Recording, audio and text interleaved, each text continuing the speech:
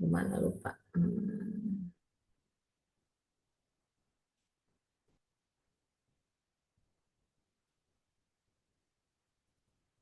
Jadi setelah UTS itu kita banyak bahas eh, pemrograman, kemudian pengolahan data. Jadi eh, sekarang atau kemarin ya pertemuan ke-9 itu harusnya install. Saya bahkan lupa gitu ya, kasih tugas lupa, WA lupa.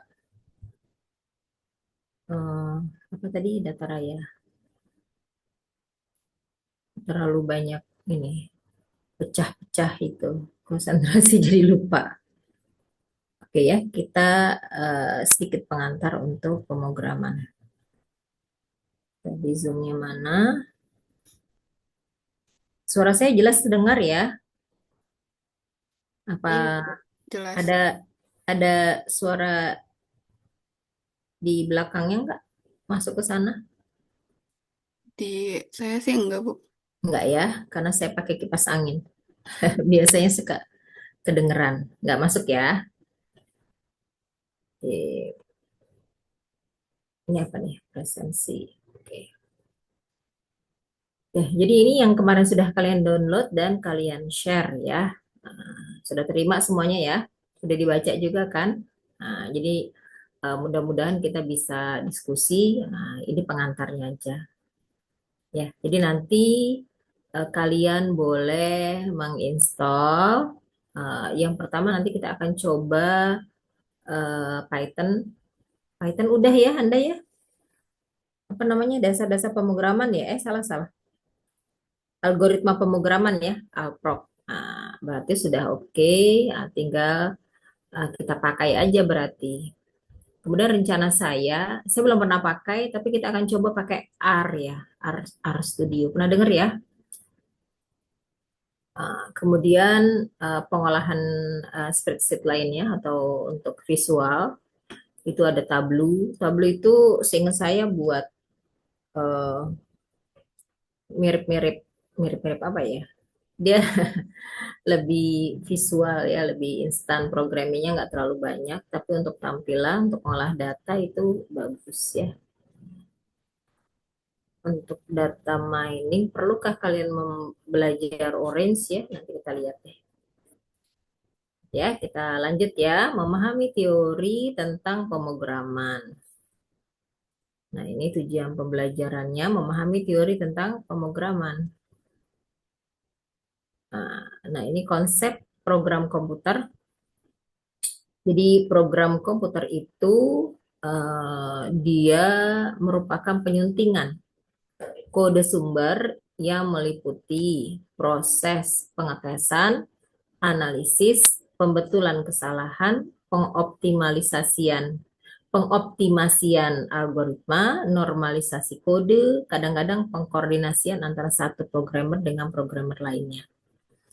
Ya, karena kalau buat program komputer itu kan biasanya agar bisa eh, menjalankan suatu tujuan gitu ya, itu pasti butuh banyak program gitu. Kalau dibuat sendiri itu butuh waktu lama, sehingga beberapa orang biasanya mengerjakan bagian-bagiannya di bawah koordinasi biasanya kan head programmer misalkan ya, atau supervisornya.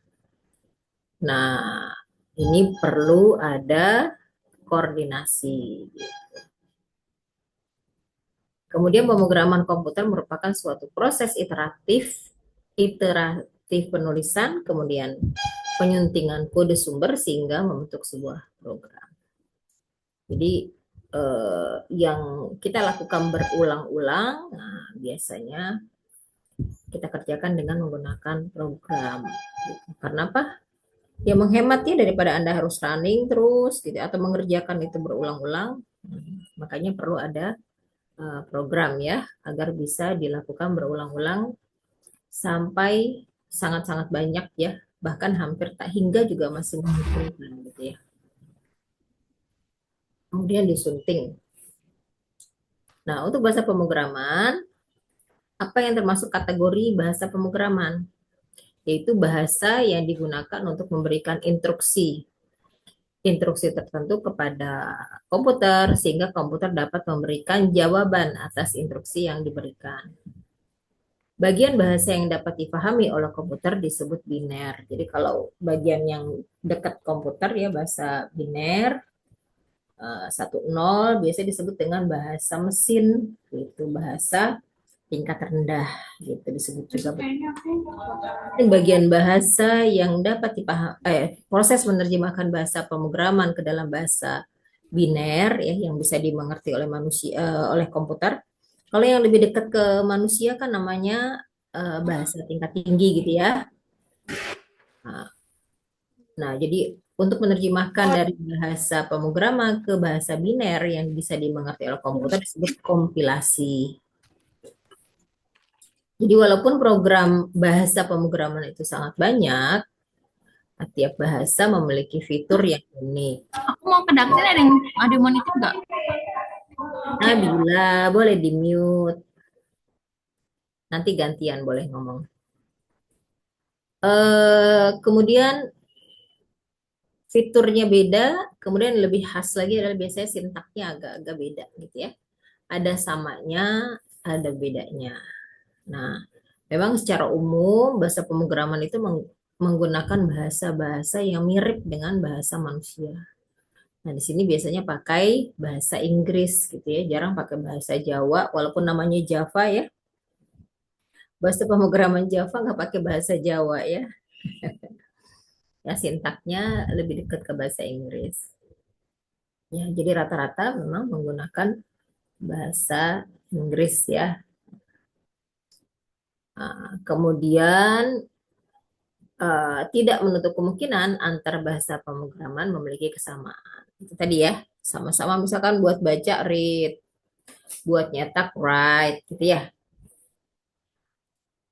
Kalau di basic kan dia pakainya print gitu ya. Jadi dekat ke bahasa manusia dan rata-rata sama. Untuk pensyaratan dia pakai if ya. If, else, if, then else dan seterusnya. Gitu ya, jadi rata-rata sama, cuma nanti sintaksnya agak sedikit beda atau strukturnya agak sedikit beda. Ya, itu untuk bahasa pemrograman. Gitu ya. Karena ini kan bahasa pemrograman itu dibuat ya, ada pengembangnya. Nah, jadi pengembangnya termasuk kelompok yang mana? Nah, jadi kemudian nanti namanya bisa berbeda-beda. Nah, sekarang bahasa pemrograman apa sih yang lagi banyak dipakai?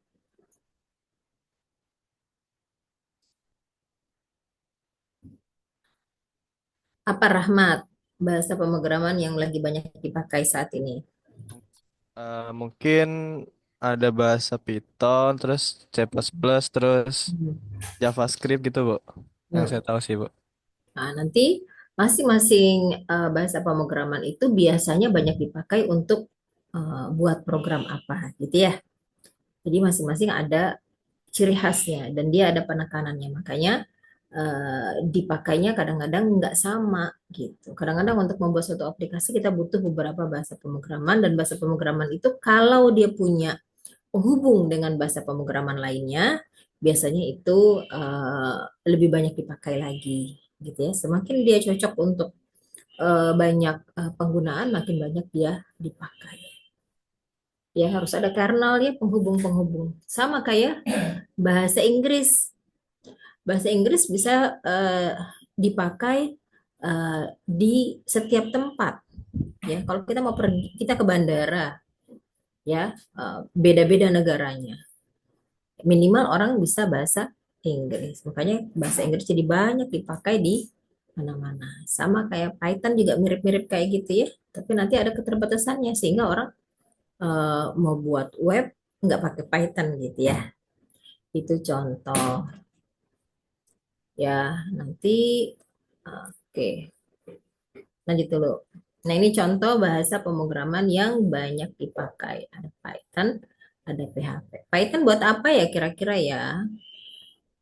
Kita pakainya buat apa? Hansa, udah pernah pakai belum? Python untuk apa sih? Udah, Ibu. Untuk apa kamu programming? Untuk kuliah. Apa? Biasanya Python banyak dipakai orang untuk apa?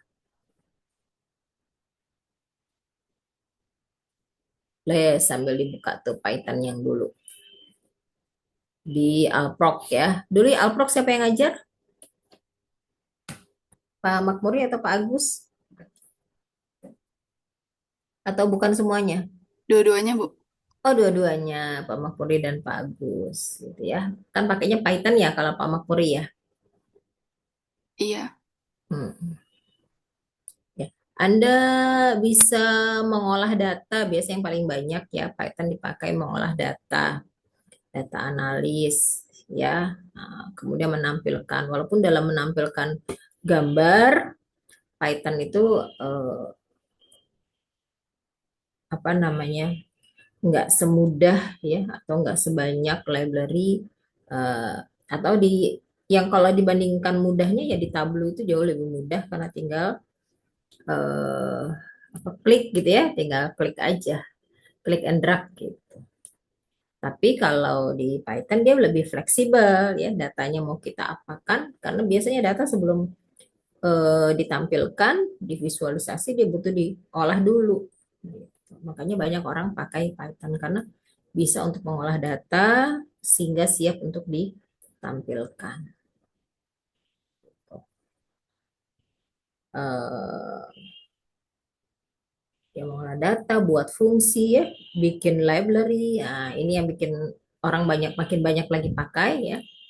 Adalah banyaknya library kan di open source ya. Library yang berkembang terus. Nah, library-library yang baru ya, yang untuk menampilkan data itu biasanya cepat sekali, sebentar ada gitu. Anda hanya perlu update aja di forum diskusinya Python, ada library-nya dan Anda tinggal pakai. Nah, makanya ini makin mudah orang pakai Python. Kalau PHP untuk apa ya?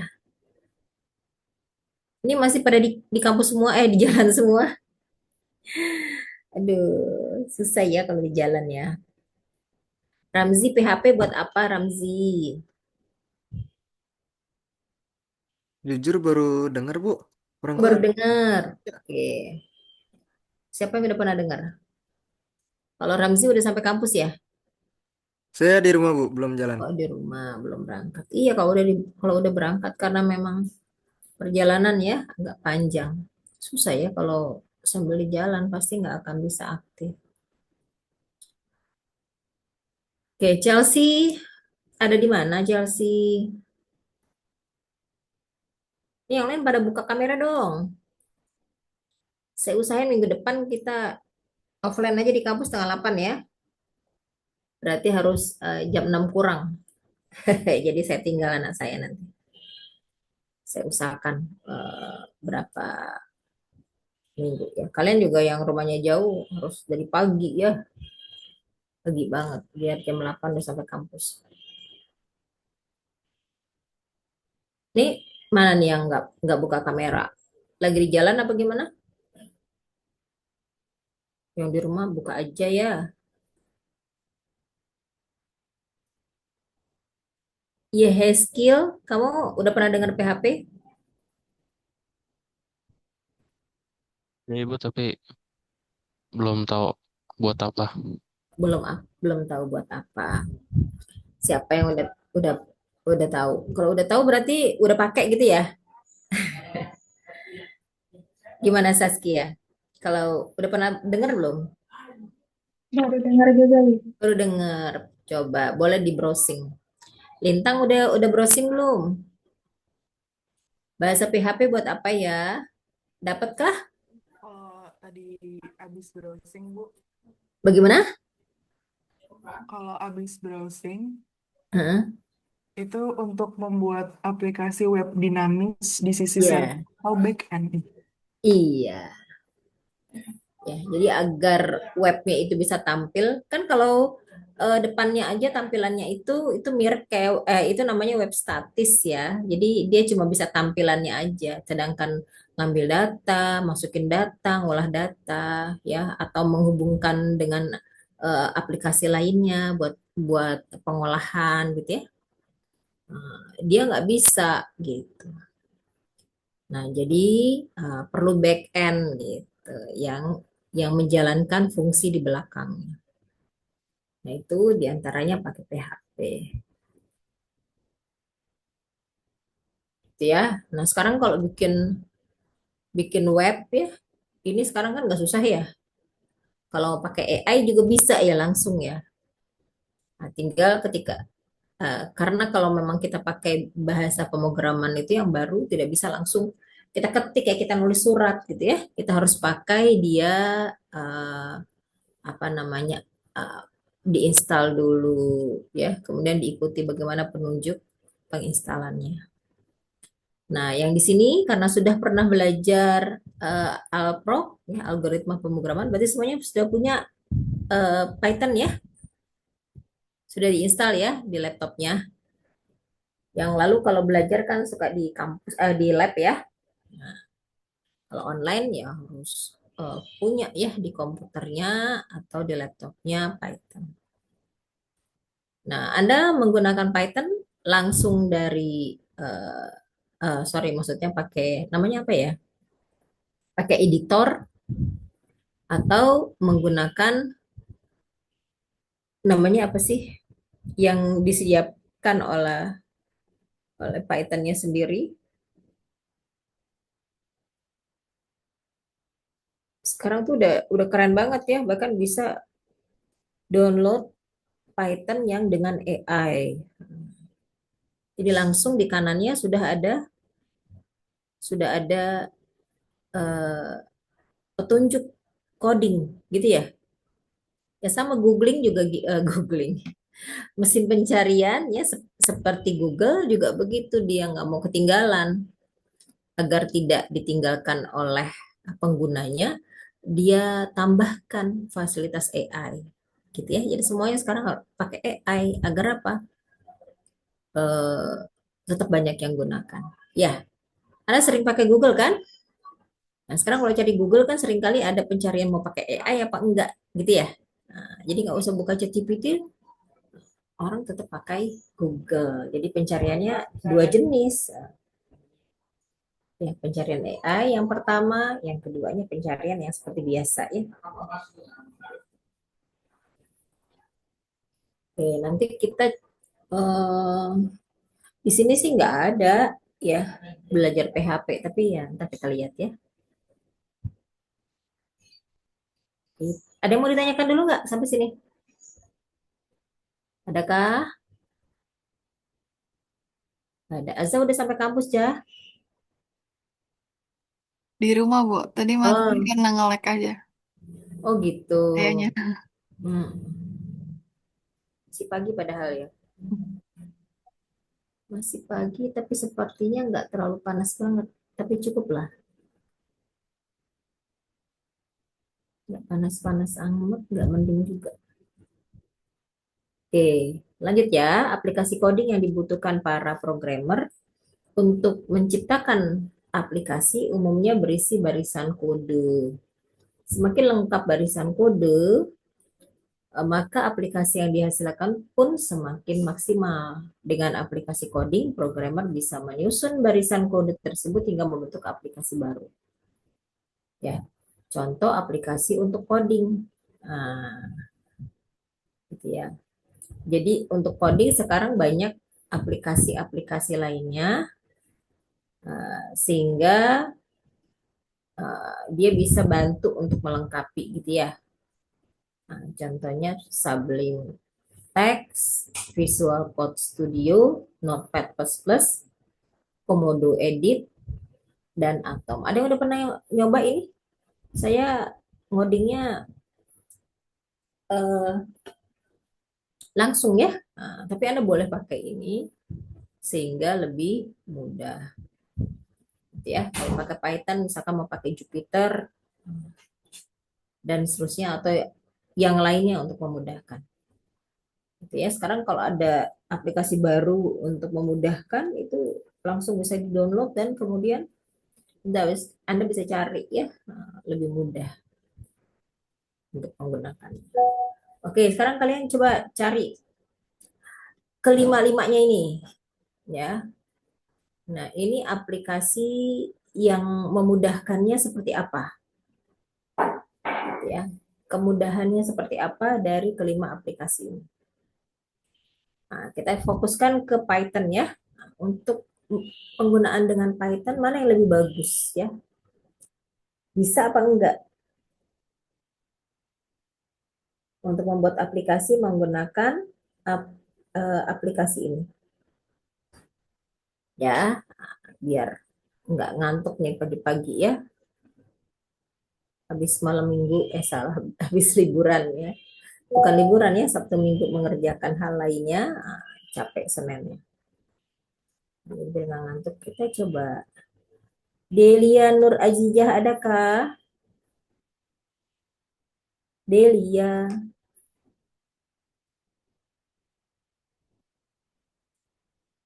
Kalian kalau nggak ada masalah sinyal dibuka aja kameranya, kan kita lagi kuliah.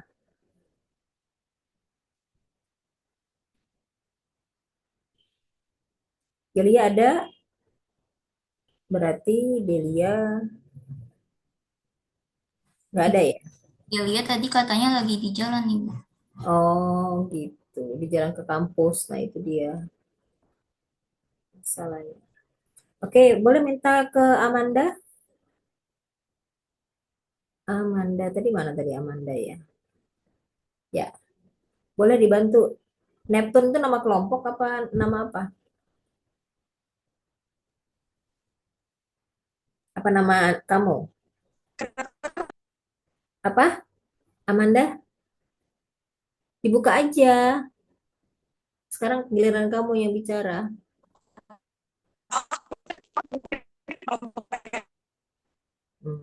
Sepertinya kelompok ya. Boleh ditutup dulu. Sekarang Amanda boleh bicara biar lebih jernih suaranya. Kameranya tutup dulu, nggak apa-apa. Saya udah tahu kan Amanda ada. Coba boleh kamu cari, kemudian Sublime Text itu untuk apa? Sublime Text untuk apa? Aplikasi apa? Bisa Amanda?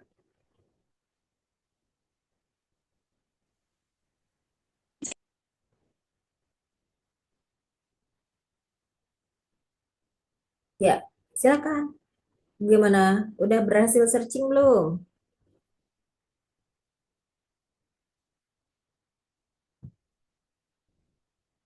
Gimana Amanda?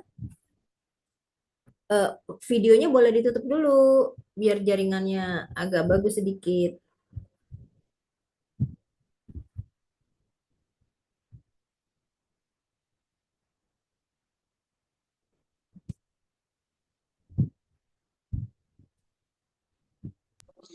Maaf Ibu, saya mau make sure pertanyaannya. Itu blind text kan ya Bu? Blind text. Mana yang blind text? Sublime. Oh iya iya iya, Sublime Text. Ya,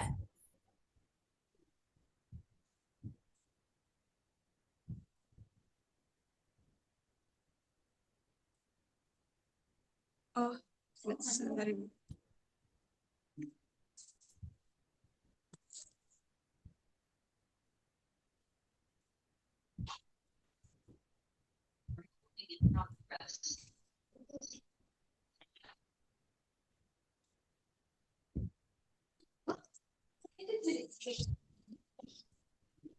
Sublime Text itu digunakan sebagai editor teks yang kuat untuk membuat dan mengedit kode program. kode pada apa? Bahasa pemrograman apa aja yang bisa dipakai untuk mengedit? Seperti Python, JavaScript, dan HTML. Oh gitu, JavaScript, HTML. Python ada? Ada. Ada. Oke. Bisa juga ya. Oke, makasih ya Amanda ya. Berikutnya PJ-nya deh, Hansa. Hansa coba, kalau Visual Code Studio gimana? Aplikasi untuk apa?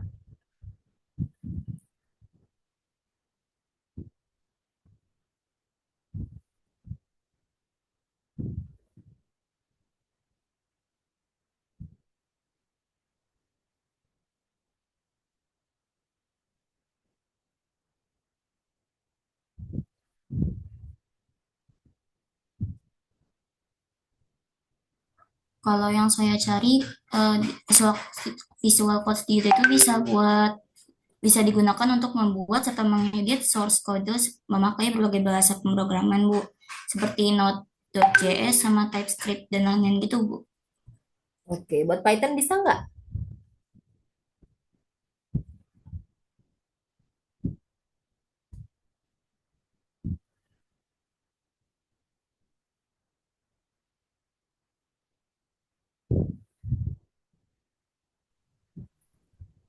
Kayaknya bisa, Bu. Biasanya dia memang bisa untuk macam-macam apa namanya, macam-macam apa, macam-macam bahasa pemrograman ya. Cuman tinggal eh, ininya aja, apa namanya, mana yang lebih enak gitu ya. Eh, lebih supportnya lebih bagus ya, fiturnya lebih cocok untuk pemrograman tertentu, atau tergantung kita nyamannya yang mana. Berarti kan selera ya. Oke, makasih Kansa. Berikutnya yang nomor 3, Notepad. Oh, semua orang udah pakai Notepad nih ya. Nah, tapi ini bedanya apa? Notepad plus plus.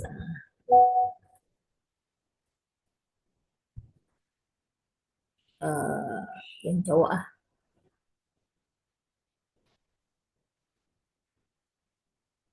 Yolanda Mutiara, ini cowok-cowok ya, maaf ya kalau salah. Saya lihat ujung kepalanya doang. Iya, Bu. Yolanda cewek cowok ya? Aku cah. Cewek ya, karena cuma lihat Laurennya doang. Yolanda, nggak apa-apa deh, yang cewek. Maaf ya, cuma kelihatan ujungnya aja soalnya di sini. Ya, Yolanda, boleh. Yang notepad ya, Bu? Ya, ada Yohana, ada Yolanda ya. Iya. Kegunaan notepad itu kayak menulis nama, mengedit skrip program sederhana gitu. Terus kayak buat membuka. Bentar.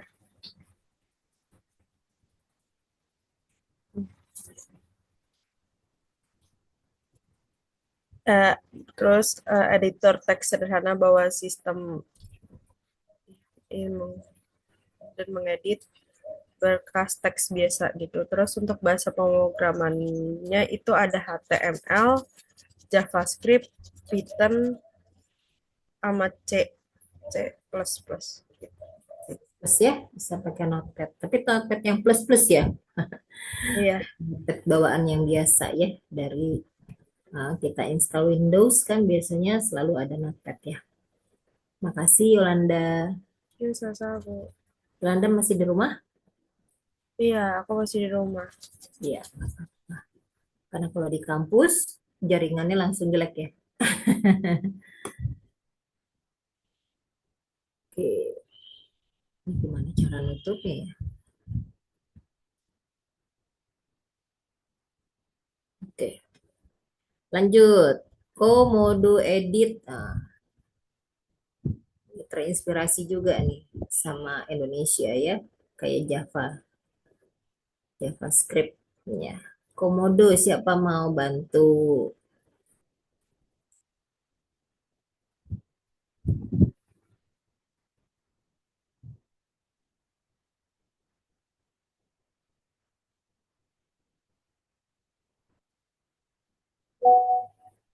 Muhammad Yusuf Firmansyah. Ada nggak? Dirimu Iya. Udah pernah buka? belum Ibu. Yang berhasil kamu cari apa ini untuk apa? Kalau di sini katanya Komodo Edit itu berguna untuk bahasa script web, Ibu. Di sini ada Python, PHP, seperti itu, Ibu. Oke, yang tadi kita contohin ya. Hmm. Kenapa nggak open kamera? Gelap, Ibu. Gelap. Apanya yang gelap? Iya, memang saya lihatnya gelap di sini. Nggak ada gambar kamu. Nah, nanti kalau Pak gurunya nggak ada, muridnya hilang semua. Nah, begini kan gantengnya kelihatannya. Ya, bisa untuk mengedit atau buat PHP ya, kita pakai PHP dan Python juga bisa ya. Oke. Terakhir, atom. Di kelas kalian nih laki-lakinya lebih sedikit ya? Kebalikan Ilkom kayaknya ya. Ilkom perempuan yang sedikit. Nah, sekarang balik lagi ke Putri ya. Yang Putri, Putri aja. Putri Halwa Syahira. Namamu bagus ya. Kalau Atom gimana?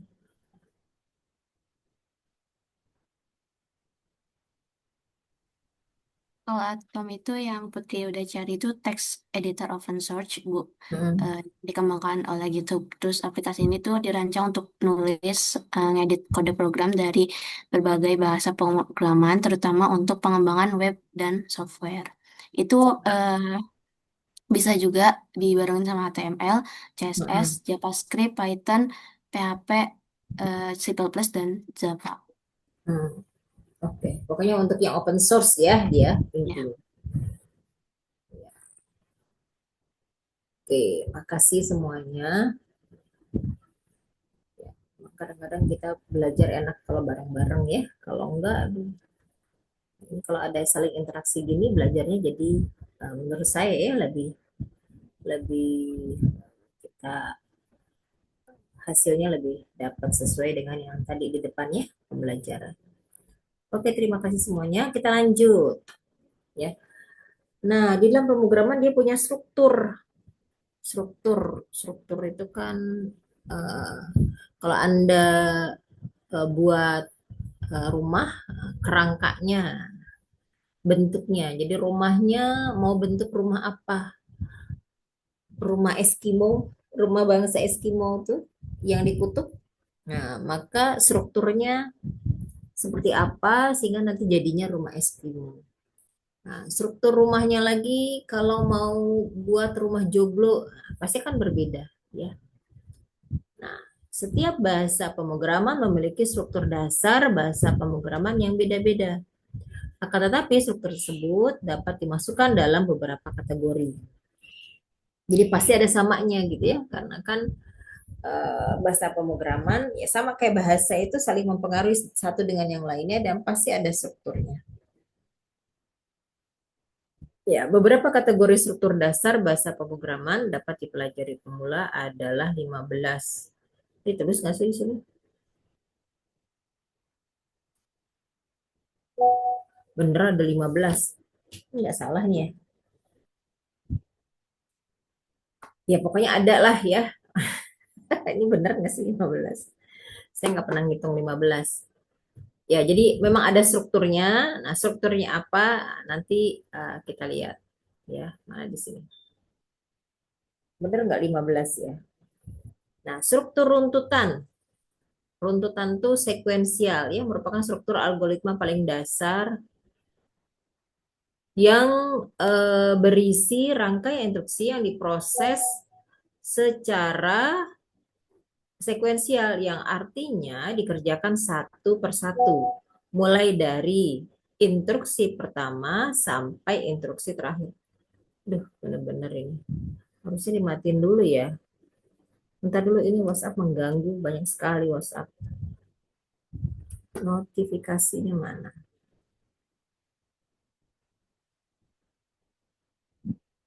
Dia lambat ya.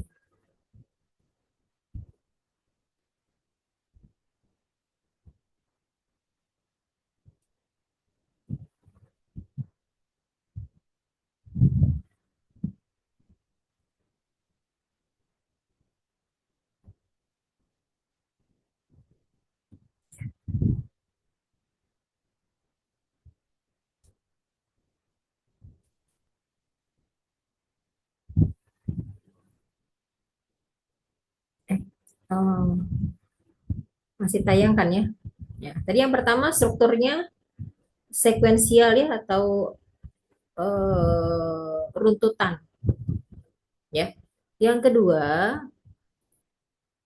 struktur perulangan atau loop ya, perulangan kadangkala. Bahasa Indonesia apa ya? Ah, perulangan atau looping ya. Saat menjalankan sebuah program, kita harus menjalankan sebuah perintah secara berulang-ulang agar program dapat berjalan secara berkelanjutan. Struktur ini dapat menjadi pilihan yang tepat untuk membuat sebuah program menjalankan baris-baris perintah secara berulang. Ya, ini di dalam perulangan ini macam-macam kan, ya loopnya, ya bisa pakai apa aja, if, ya, if-nya, if else, if then else dan seterusnya. Kemudian bisa pakai for ya, dia pakai counternya menghitung for, terus ada counternya. Terus bisa pakai while ya. Ada lagi nggak? If, for, while, ada lagi? Saya lupa ya. Ya, sekitar itulah ya. Nah, kemudian ada percabangan. Percabangan. Nah, ini membuat program tidak lepas dari sebuah pilihan ya. Membuat program bisa memilih dalam menjalankan perintah sesuai syarat tertentu. If apa gitu ya. Oh sorry. Kalau yang perulangan nggak ada if ya. If then itu untuk bersyarat percabangan. Yang perulangan itu for ya. For. Nah, untuk apa tadi? Lewat ya. Nah, percabangan tadi ya membuat pilihan, membuat program dapat menggunakan struktur ini untuk membuat sebuah program dengan beberapa pilihan keputusan yang disesuaikan dengan syarat atau kondisi tertentu. Jika syaratnya terpenuhi, maka programnya selesai ya. Atau jika else ya berarti belum terpenuhi kondisinya, maka dia harus ulang lagi terus sampai kondisinya tercapai. Ya. Jadi kadang-kadang kita butuh syarat sudah tercapai selesai atau kita perlu cukup sampai berapa kali aja. Gitu. Karena syaratnya kita belum ketemu atau kita cuma butuh beberapa kali perulangan. Nah, jadi tergantung dari kebutuhannya. Ya, itu kira kurang lebihnya ya untuk materi ini. Oke, sampai sini yang mau ditanyakan nggak? Videonya udah ditonton belum? Udah di-sharing belum? Belum? Gimana Azza? Belum, Bu. Belum ya? Nanti nonton sendiri lah ya. Karena panjang. Oke. Termasuk juga kuisnya belum berarti ya?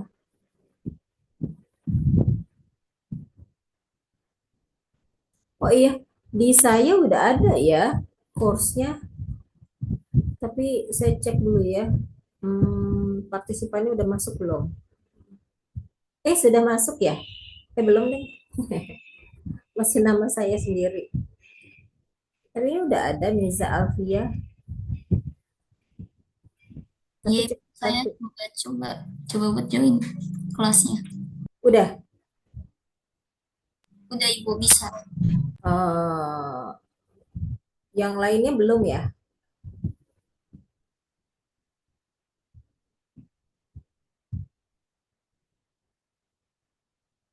Iya, baru satu orang ini kayaknya. Tapi di sini nggak ada mahasiswa. Jadi saya harusnya sih saya bisa masukin. Saya enrollnya student. Kalau bisa dimasukin, saya bisa masukin kalian. Tapi di sini saya nggak punya role untuk masukin. Harus admin.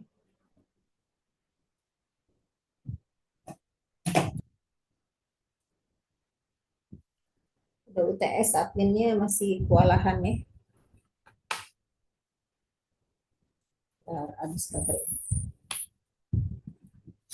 Oke, jadi nanti yang asinkronusnya belakangan aja. Kita masih punya 45 menit ya.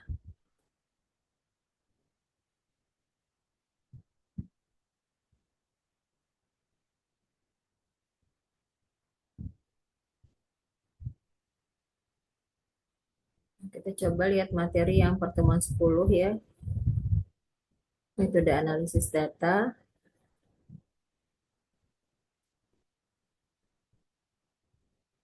Kalau di bahan kuliah PPT-nya, bahan ajarnya di pertemuan 9 dia malah analisis data.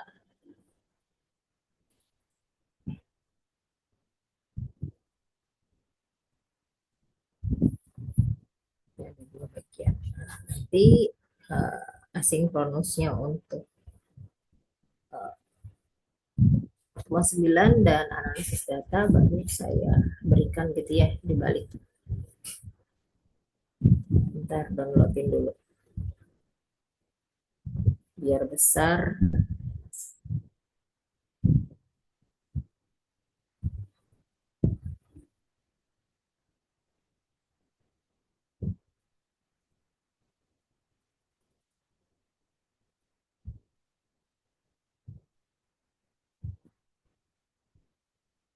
Oke. Kalian ada yang mau diskusikan dulu?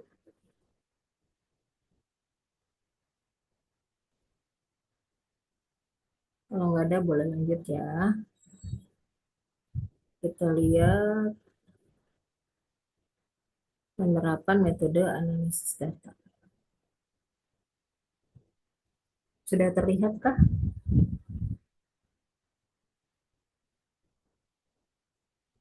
Sudah, Ibu. Sudah. Terima kasih, Yusuf. Ya, jadi pertemuan ke-10 ya, menerapkan metode analisis data. Tujuannya apa? Tujuannya mahasiswanya bisa menerapkan metode analisis datanya itu ya.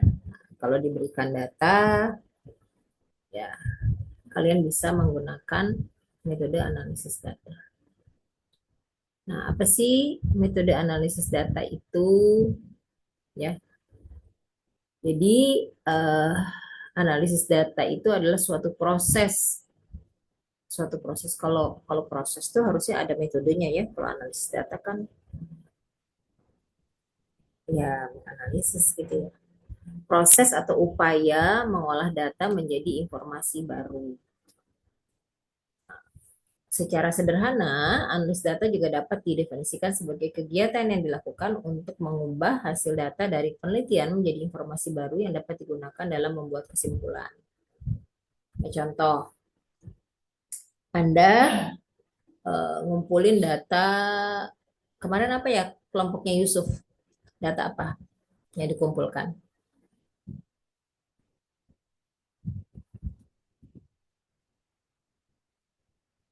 Apa Yusuf datanya? Saya lupa ya, harusnya bahas itu dulu ya. Apa kamu ngambil data apa kemarin tugas UTS-nya? Masih ingat nggak? Kalau yang ini, Bu, Tugas sebelum UTS. iya. Topik Data aja. yang pertanyaan itu kuesioner itu data apa, Ibu? Ya, lewat kuesioner kamu mengambil Iya. data apa? Masih ingat nggak? Kamu dapat tugas apa?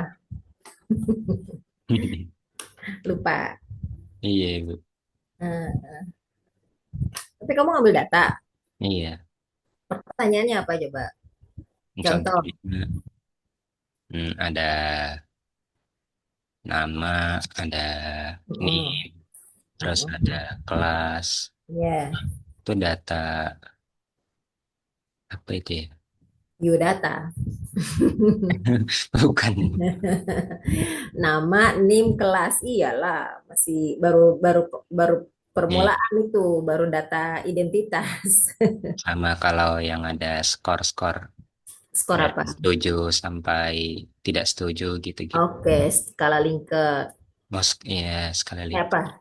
Setujunya satu, dua, tiga atau cuman setuju tidak setuju aja? sampai 5 Lima. ibu. Berarti skala Likert. Apa? Hmm. Mengakses apa?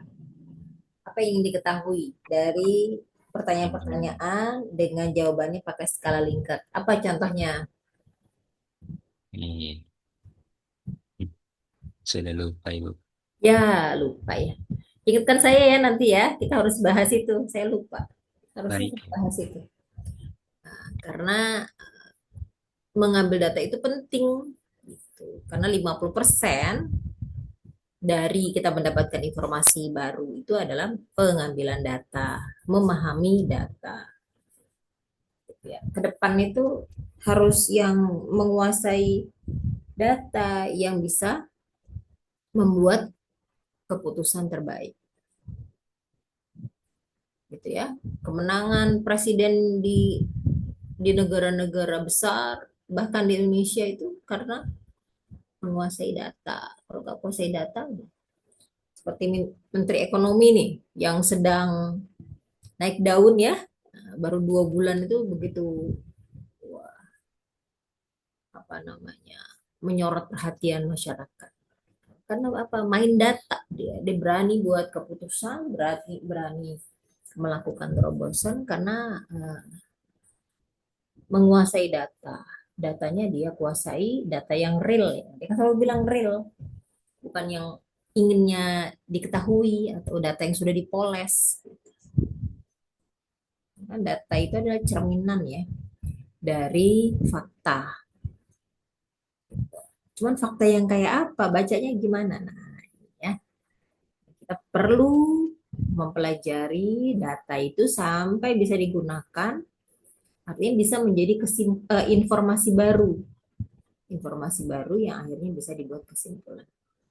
Ya, kalau kamu cuman dapat sampai nama, NIM, kemudian kelas, nah itu baru identitas. Gitu ya. Apa kemudian kita mau ambil, bisa juga sih, berarti kamu di kelas A ada berapa laki-laki, di kelas B ada berapa perempuan. Sampai situ ya datanya. Bisa kita buat informasi baru? Biasanya ya eh, kurang kurang banyak ya untuk membuat keputusan tuh kurang. Nah, akhirnya Anda tambahkan eh, instrumen gitu ya. Instrumen apa nih? Bagaimana mengolah instrumennya menjadi informasi. Nah, itu ya. Jadi supaya lebih dimengerti dan berguna sebagai suatu solusi dalam permasalahan khususnya berkaitan dengan penelitian. Ini analisis data ini gunanya, gitu ya. Jadi orang semuanya, ya nggak semua orang juga bisa ambil data, tapi semua orang bisa lihat data, bisa lihat angka. Tapi memahami bahwasanya data itu menggambarkan apa, ya, nah itu nggak semua orang mampu memahami, gitu ya. Nah itulah butuh analisis data, sehingga orang bisa membaca data, membaca data, memahami itu berarti jadi informasi ya, gitu. Kemudian bisa jadi bahan untuk pengambilan keputusan. Nah berarti ada kesimpulannya dari data itu.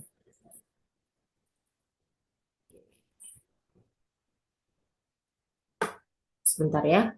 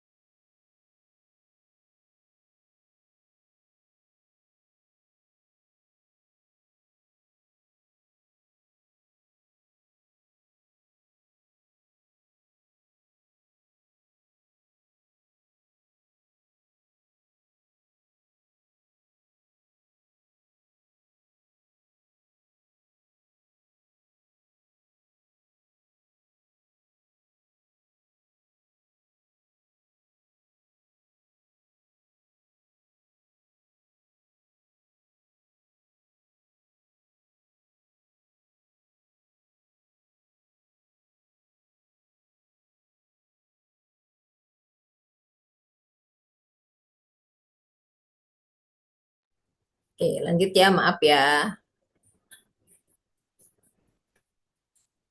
Lanjut, mau menganalisis data, metodenya apa? Ya, salah satu komponen penting dalam analisis data itu adalah metode analisis data.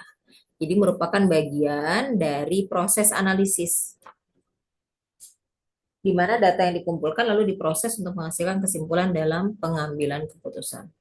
Jadi kalau metode itu cara, ya langkah-langkah. Mau menganalisis data itu langkah-langkahnya gimana? Kok bisa keluar jadi informasi dari data? Tadi ya data yang dikumpulkan oleh Yusuf, misalkan identitasnya, terus kemudian ada kuesionernya. Nah, kemudian metodenya gimana? Gitu ya. Menganalisis datanya kayak apa langkah-langkahnya. Nah, memilih metode itu kenapa harus tepat? Ya, metode analisis data kenapa harus tepat? Ya, alasan memilih metode analisis data yang tepat sangat bergantung pada kebutuhan data yang ada. Jadi kita butuhnya data apa? Sehingga metode apa yang kita butuhkan atau kita pilih. Nah, ada metode analisis kuantitatif. Nah, analisis data menggunakan teknik statistik dikatakan dia analisis kuantitatif. Jadi dia butuh data-data yang sifatnya angka gitu ya. Kuantitatif jumlah gitu ya, hasil menghitung, hasil mengukur gitu ya. Kontinu atau diskrit ya, itu kuantitatif. Cara pengolahannya ada gitu ya untuk kuantitatif. Oke, termasuk juga mengambil datanya tadi ya, instrumennya apa untuk data kuantitatif tadi setelah identitas. Ya, jadi harus diketahui dulu mau menganalisis kuantitatif, maka pengambilan datanya juga akan berbeda. Nah, kemudian kalau kita mau menganalisis data yang kualitatif, dia menggunakan tematik ya, dengan pengkodean dan berupa teks. Jadi dia kalau kualitatif berarti kan bentuknya tidak ya, walaupun memang kita susah ya menganalisa data yang bentuknya kualitatif. Misal tadi diambilnya data berapa banyak siswa kelas A pendidikan matematika 2024 ya kalian ya. Cuma dibilang banyak dan sedikit gimana? Bisa nggak? Susah kan, seberapa banyak, seberapa sedikit gitu. Ya.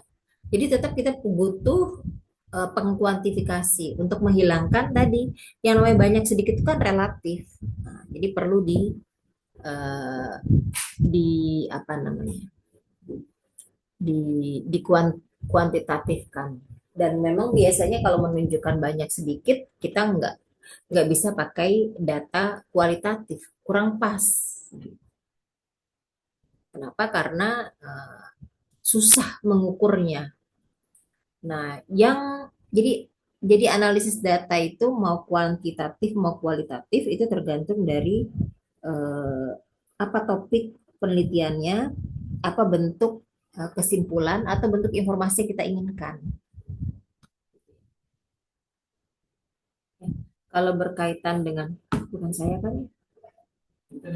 Kalau berkaitan dengan persepsi gitu ya, misalkan kalian critical thinking ya kan, kalau di pendidikan matematika kan gitu.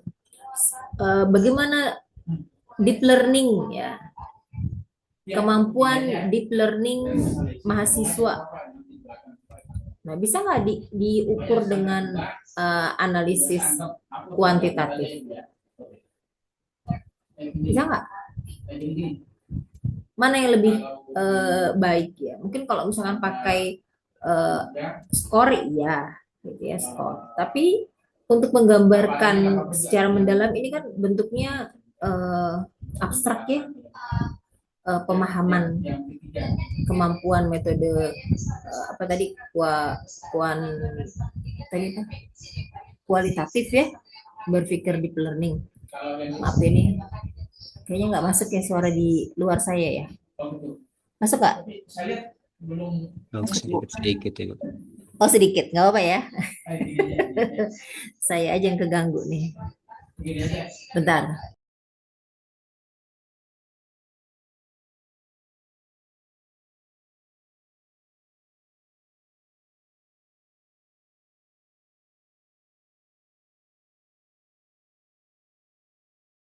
Bentar ya, saya pasang kelas dulu.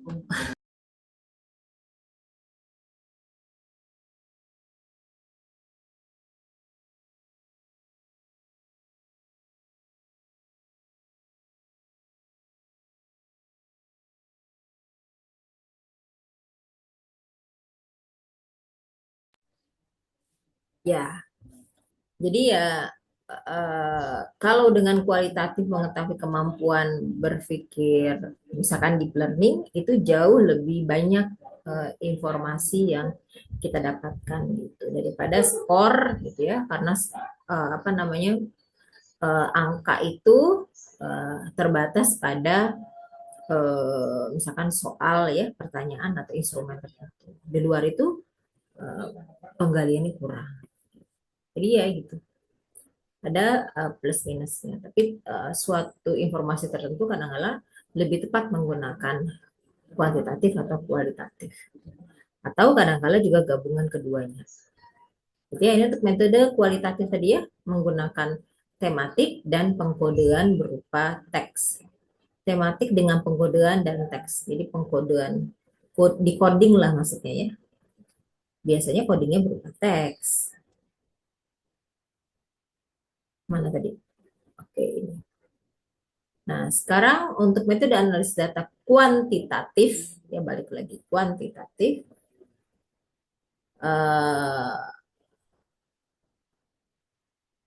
Datanya dibentuk dengan simbol angka atau bilangan. Kelebihannya, kesimpulannya lebih terukur dan komprehensif. Hasilnya dalam bentuk angka yang kemudian akan diinterpretasikan dalam uraian-uraian kalimat. Nah, untuk teknik analisis statistikanya ada statistika deskriptif ya. Jadi benar-benar dia mendeskripsikan ya, seperti rata-ratanya, modusnya, rata-rata atau mean, modus, median, ya, kuartil. Nah, itu deskriptif. Dari datanya dideskripsikan. Nah, biasanya ada ukuran pemusatan dan ukuran penyebaran. Dan kemudian ada statistika inferensi, yaitu untuk pengambilan kesimpulan. Nah, untuk kualitatif, dia memerlukan kemampuan untuk menginterpretasi data yang kompleks. Kualitatif biasanya memang interpretasi ini agak kompleks ya, jadi sampai bisa beberapa kali iterasi. Ya. Jadi dia akan sangat bergantung kepada kemampuan mempersiapkan data dan mengolahnya. Jadi bagaimana proses mempersiapkan data dan diambil kemudian diolah. Kemudian memvisualisasikannya menggunakan bantuan software atau perangkat lunak yang mendukung. Karena tidak dapat dilakukan secara manual atau konvensional. Bisa, cuma mungkin butuh effort, apalagi kalau datanya banyak. Jadi dia biasanya pakai perangkat lunak, apakah pakai NVivo ya untuk yang pengambilan data banyak ya, kemudian atau pakai R Studio. Nah, ini contoh metode analisis data kuantitatif. Ya, dia bisa menggunakan grafik. Lebih mudah bacanya kan kalau kelihatan misalkan grafik diagram batang atau diagram garis ya. Kemudian pakai tabel atau diagram. Ya. Kemudian menghitung ukuran pemusatan dan ukuran penyebaran data. Tadi yang saya sampaikan ya. Kemudian untuk statistika inferensial menggunakan prinsip ilmu peluang untuk menarik kesimpulan seperti analisis regresi, analisis faktor, analisis gerombolan, dan lain-lain. Apa ya analisis gerombolan ya? Kayaknya sampai sini doang nih, yang bagian pertama. Oke, sampai sini ada yang mau ditanyakan ke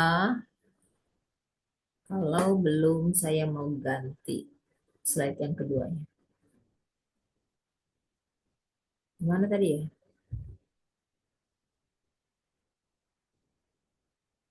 Harusnya saya tadi di ini ya.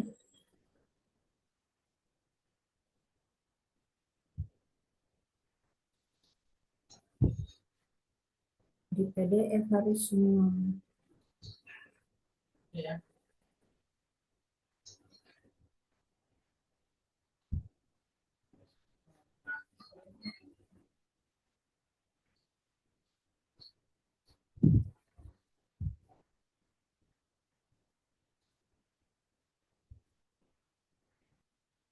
Ya, kalau tadi bagaimana metode analisis data? Kalau yang sekarang ya, yang bagian keduanya menerapkan metode analisis data penggunaannya. Nah, kalau tadi sebelumnya datanya kuantitatif, sekarang kualitatif ya, analisisnya kayak apa? Metodenya kayak apa untuk menganalisis? Tadi ya, kalau datanya kualitatif, yaitu data yang bukan berbentuk angka atau bilangan. Biasanya data informasinya berbentuk teks. Aduh, maaf. Kalimat verbal maupun narasi. Jadi penjelasannya kalau narasi ya, gimana cara menjelaskannya? Mengambil datanya kalau panjang narasinya. Kemudian metode yang digunakan untuk pengambilannya. Bisa wawancara dan observasi. Ya, dengan menjawab pertanyaan seperti apa, mengapa, bagaimana, studi literatur, dan dari sumber yang macam-macam serta dilakukan secara terus-menerus. Gitu ya, metode pengambilan datanya. Nah, keseluruhan data tersebut dilakukan proses pengklasifikasian. Nama pengklasifikasian itu kan butuh proses pengkodingan. Ya, pengkodingan itu dari narasi, dari kalimat itu diubah bentuknya, gitu ya. Jadi apa namanya, kode-kode, gitu ya. Jadi nggak cuma pemrograman aja yang perlu coding ya. Nah, ini data kualitatif juga perlu dikode sehingga nanti bisa diolah.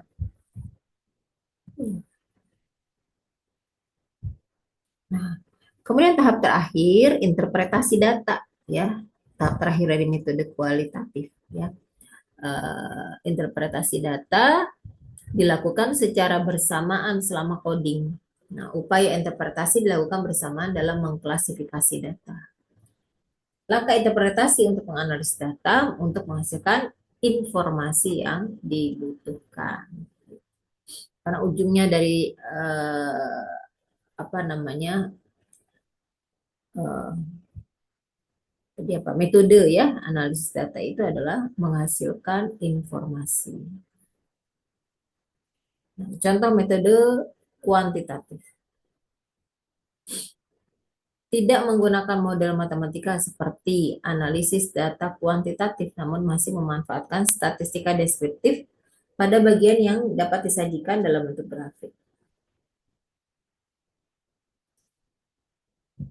Atau tabel yang kemudian membuat uraian. Jadi itu ya, kalau kuantitatif itu bisa datanya dibuat model.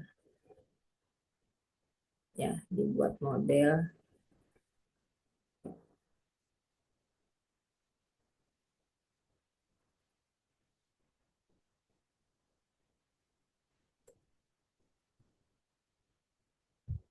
Ini salah ya. Kalau kualitatif itu, kalau kuantitatif itu justru bisa pakai model ya, model matematika F sama dengan X sekian gitu ya. Nah, ini maksudnya kualitatif. Mana contoh yang analisis kuantitatif? Udah semua ya? Saya lupa ya, ada. Oke, yang ini maksudnya kualitatif ya. Kalau kuantitatif tadi kan sebelumnya sudah ya, bisa pakai deskriptif, bisa pakai inferensi, model matematika pun atau model numerik pun, statistika. Nah itu ya eh, kuanti. Nah yang ini maksudnya kualitatif ya.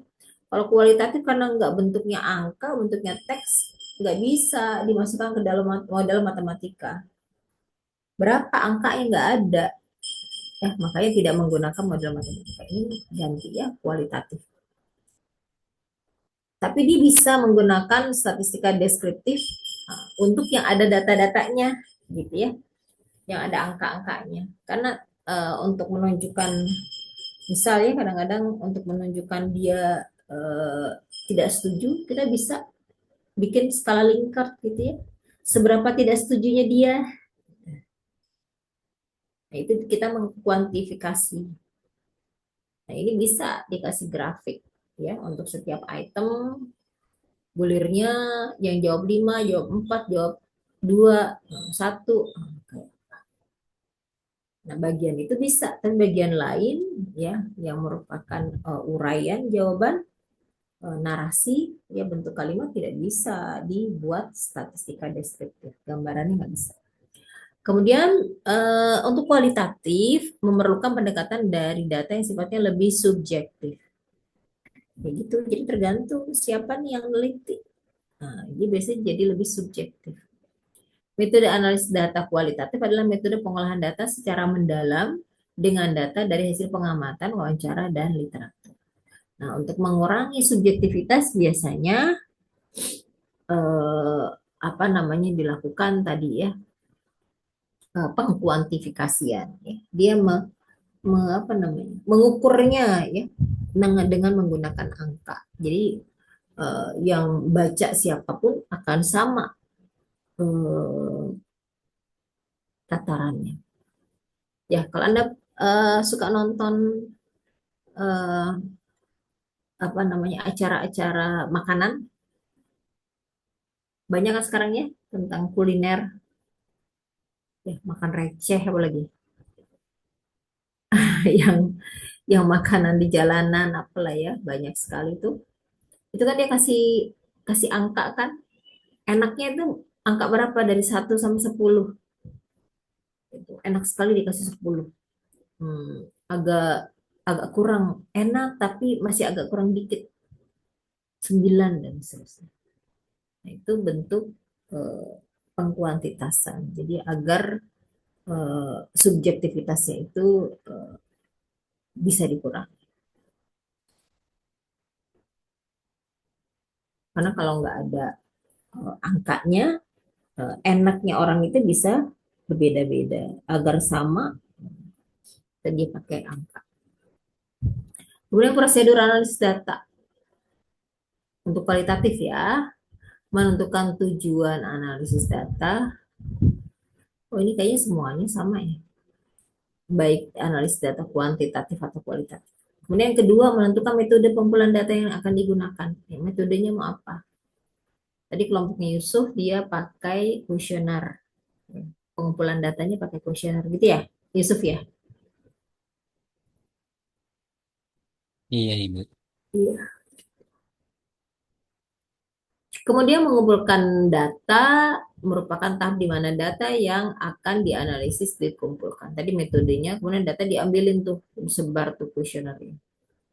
Biasanya yang mudah itu pakai GFORM gitu ya. Kemudian langkah keempat, membersihkan atau membentuk data atau tahap editing, yaitu pemeriksaan kejelasan kelengkapan data. Benar nggak nih tinggi badannya 150 cm. Ada yang isinya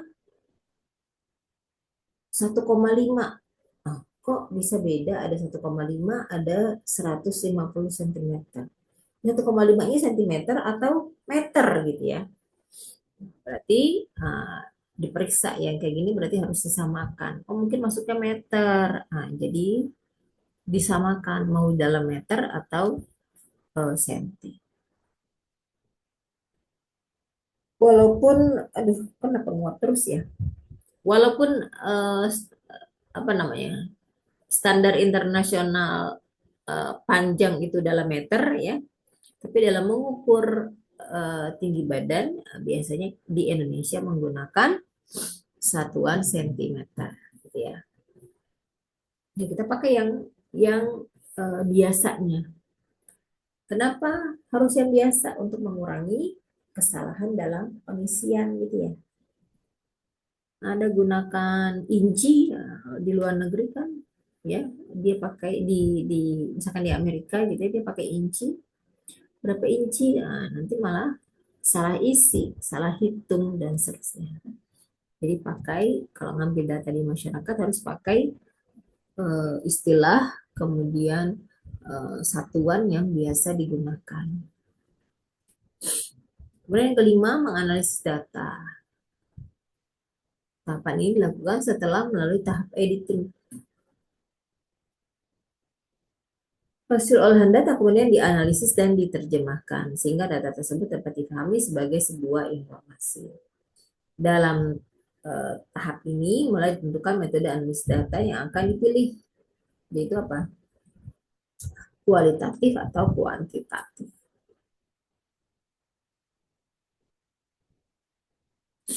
Nah, yang keenam, interpretasi hasil analisis data. Tahapan ini merupakan proses menggambarkan hasil analisis berupa kesimpulan yang dapat dipahami dengan baik, serta dapat pula dibantu dengan menyajikannya ke dalam bentuk tabel, diagram, maupun grafik sesuai kebutuhan. Gitu. Tujuannya adalah untuk memahami karakteristik data dan agar dapat dipahami hasil analisis datanya.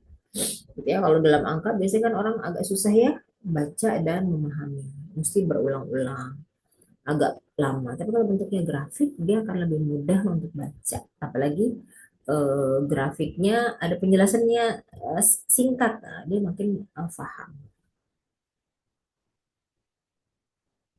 Nah, ini contoh pemilihan metode analisis data yang sesuai kebutuhan. Sebagai gambaran, topik pemasaran dan perilaku konsumen dapat dijadikan sebagai salah satu pengkajian data. Misalkan, Anda bertugas dalam sebuah perusahaan yang menawarkan produk deterjen. Maka, penelitian terkait tingkat konsumsi pelanggan bisa Anda angkat. Penelitian ini sekaligus bisa dijadikan sebagai alat evaluasi perusahaan apakah mereka turut beli dan puas terhadap deterjen perusahaan Anda.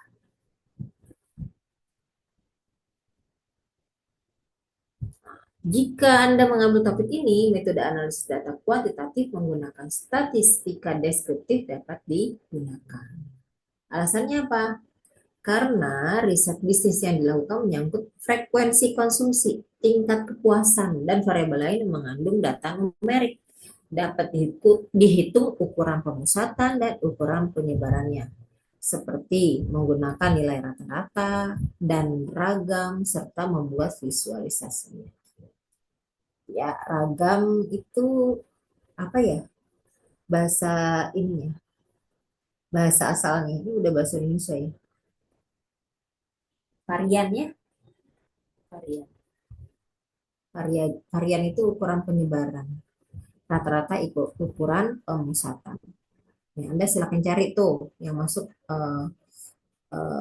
pemusatan apa aja, yang masuk penyebaran apa aja, varian, kovarian, lagi. Ya, dan kalau statistik itu harus dengan definisinya, gitu ya, dan contohnya. Jadi Anda tahu ini bacanya apa. Maksudnya apa, gitu ya. 10. Contohnya apa? Sementara itu Anda bisa menggunakan survei dengan kuesioner sebagai metode pengumpulan data. Ini apa?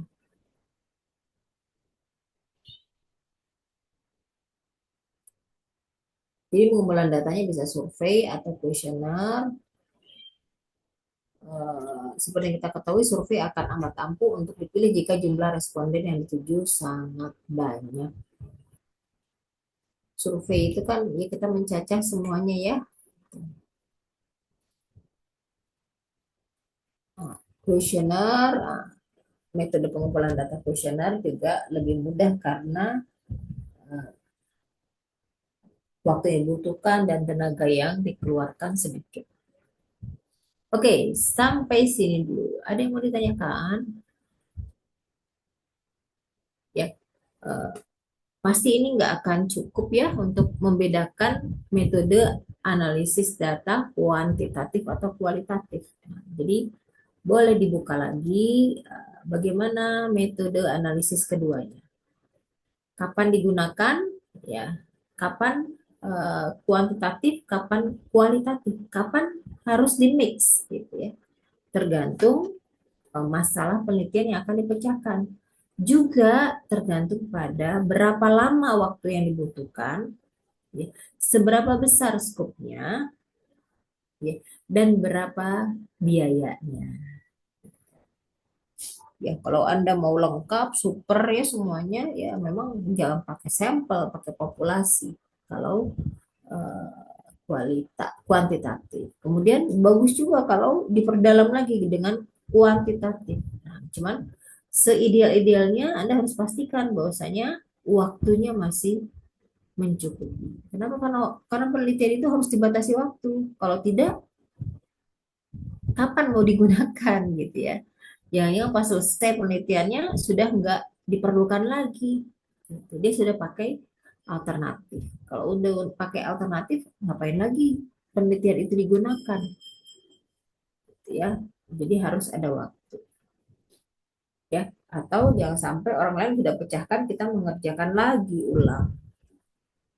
Gitu. Padahal sebenarnya bareng-bareng. Makanya penting sekali publikasi penelitian, hasil penelitian, ya, sehingga kita bisa memastikan apa yang kita lakukan itu memang dibutuhkan. Penelitian kita ini dibutuhkan. Ya. Sampai sini silakan, ada yang mau didiskusikan?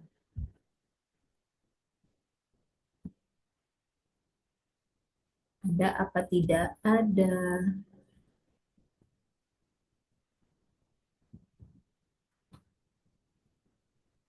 Ada yang mau didiskusikan?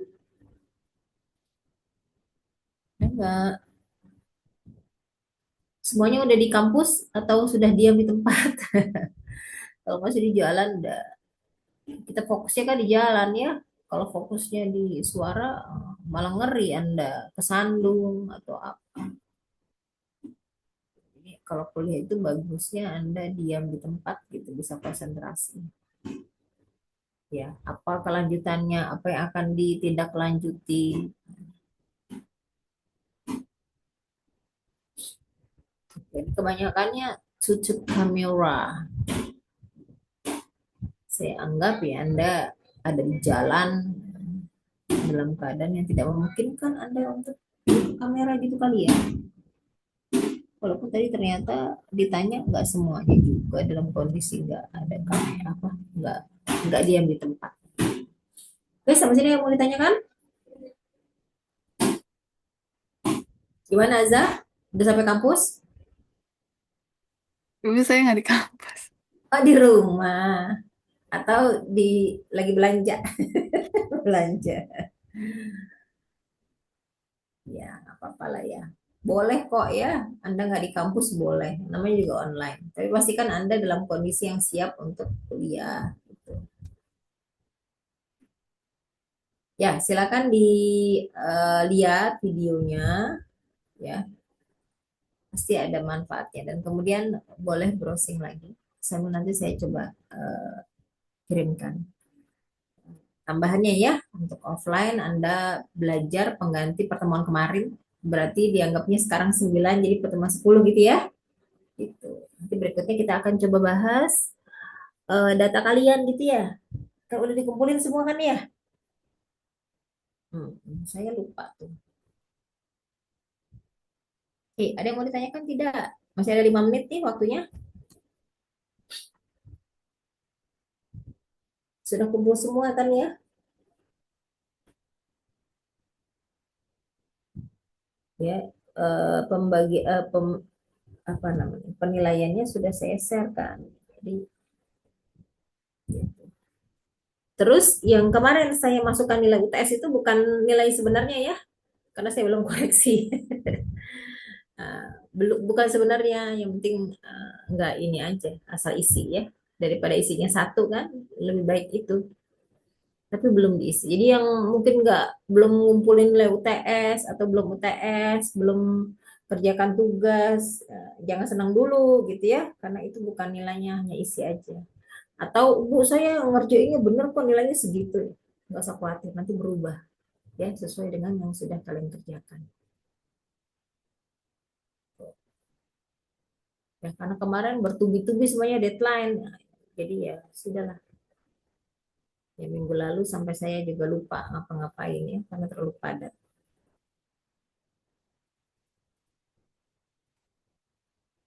Oke, ada pertanyaan tidak?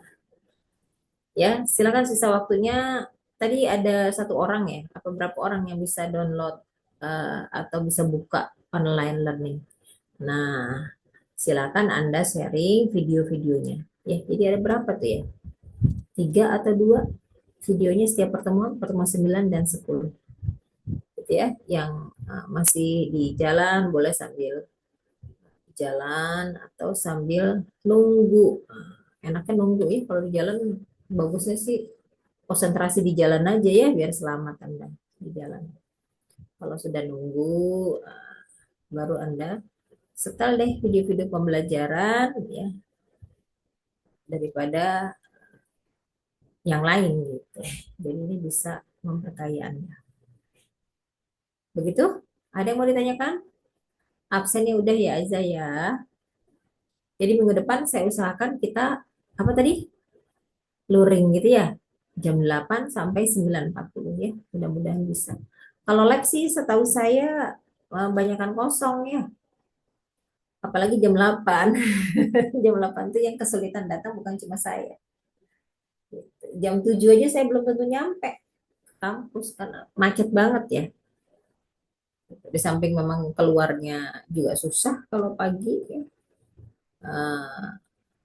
Macetnya juga. Di rumah saya ini 6:30 karena lingkungan saya kan sekolahan ya. Jadi jam 6 aja itu udah wah gitu, susah keluar ya. Sekolahannya nggak cuma satu, banyak ya, SMA, SMP, SD. Yang paling banyak diantar kan apa? SD ya, mobil, motor, jaklingko. Nah, jadinya itu yang bikin susah keluar kalau pagi. Jadi saya kurang terlalu besar effortnya. Tapi nggak apa-apa ya, karena kalian juga butuh offline. Apalagi udah pemrograman dan seterusnya gitu, Anda butuh offline.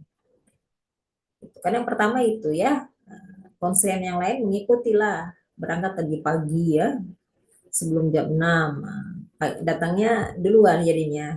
Kalau sebelum jam 6 nyampe kampusnya 6:30. Tapi kalau udah lewat jam 6 nyampe kampusnya susah jam 8 karena macet. Seringnya begitu hari Senin. Tapi nggak apa-apa karena tadi itu jam pembelajarannya. Ya, mudah-mudahan nggak ada masalah semuanya ya, pagi-pagi ya. Ya 2 minggu sekali atau sebulan sekali nggak apa-apa lah saya kira ke kampus pagi-pagi sekali. Sampai ada dapat jadwal bisa A dan B agak siangan. Jadi yang rumahnya di Bogor ada nggak? Nggak berat. Nah, Bekasi paling ujung juga nggak berat. Gitu. Ya, tapi sementara ya kalau jadwalnya udah ada ya, coba ya minggu depan ya, jam 8 offline di kampus. Kita coba bahas kelanjutannya. Nanti saya tolong dibantu ya teman-teman yang di-share video yang bisa dipelajari di rumah untuk pembelajaran.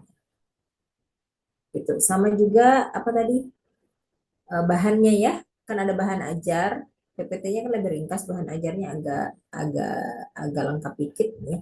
Kemudian jangan lupa kuisnya di-share ya. Kenapa perlu mengerjakan kuis? Ya, kuisnya di ini aja di kopas gitu ya. Agar apa yang sudah Anda baca itu Anda tahu, Anda informasi-informasi yang harusnya Anda ketahui, Anda sudah dapatkan dari membaca. Kadang-kadang kalau nggak ngerjain kuis kan, tadi apa yang saya baca gitu ya. Nah, jadi Anda bisa flashback bahwasanya Anda sudah paham. Begitu saya kira kuliah kali ini. Ibu, jadi Iya, kuisnya itu dari dua, pertemuan 9 aja. 9 dan 10. Oke. Ya, videonya juga 2 untuk 9 dan 10. Saya lupa tuh ya ada yang 2 videonya di mana. Kalau ada yang 2 berarti 3. Kalau nggak ada 2. Kalau dua-duanya 2 berarti 4 gitu ya. Cuma dengerin aja, nonton gitu ya.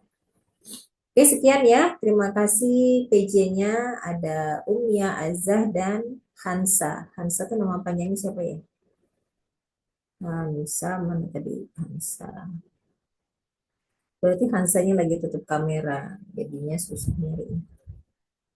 Oke, sekian. Terima kasih semuanya sudah berpartisipasi. Semoga bermanfaat dan jangan lupa dilanjutkan dengan menonton dan mengerjakan, juga membaca sumber-sumber lainnya. Sekian ya.